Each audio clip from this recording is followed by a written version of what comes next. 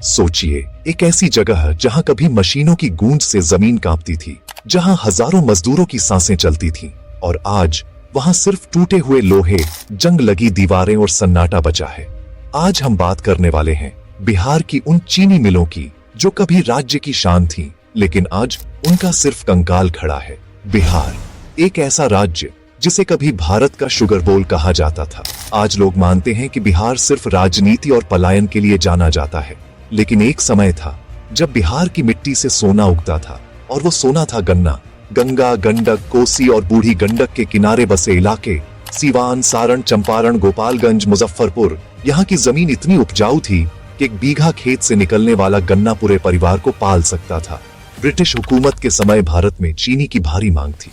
1920 से 1950 के बीच बिहार में एक के बाद एक चीनी मिलें खुली।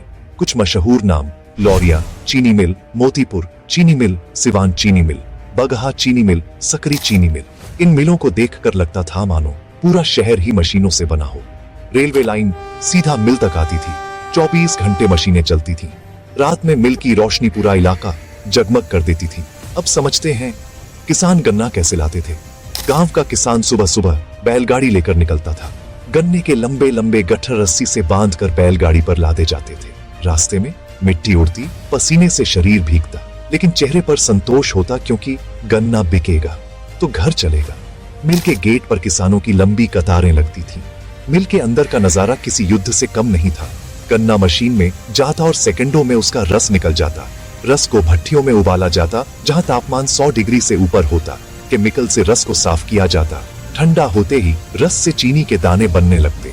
मजदूर बिना सुरक्षा, बिना मास्क, बिना ग्लव्स दिन रात काम करते। यहाँ से कहानी थोड़ी डरावनी हो जाती है। मिल में काम करने वाले मजदूर अक्सर हादसों का शिकार होते थे।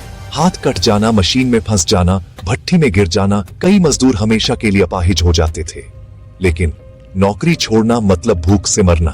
अब सवाल उठता है, इतनी बड़ी इंडस्ट्री बर्बाद कैसे हुई? कारण एक नहीं, कई जहर थे।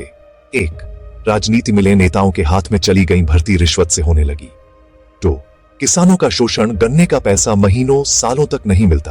3, मशीनें पुरानी, कोई अपग्रेड नहीं, कोई निवेश नहीं। 4, भ्रष्टाचार, कागज पर मुनाफा, असल में घाटा। एक एक कर मिलों के गेट बंद होने लगे।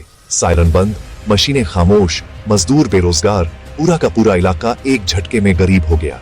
गांव के गांव खाली होने लगे। आज जब आप इन चीनी मिलों में जाते हैं तो दिखता है जंग लगी मशीनों, टूटी खिड़कियां, झाड़ियां, सन्नाटा। कुछ लोग कहते हैं रात में यहाँ अजीब आवाजें आती हैं। सवाल यही है, क्या बिहार की चीनी मिल फिर से जिंदा हो सकती है? जवाब हाँ, लेकिन सिर्फ ईमानदार सिस्टम से। नई टेक्नोलॉजी, समय पर भुगतान, किसानों का सम्मान।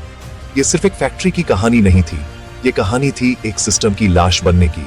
अगर आपने कभी बिहार की चीनी मिल देखी है तो कमेंट में जरूर लिखिए।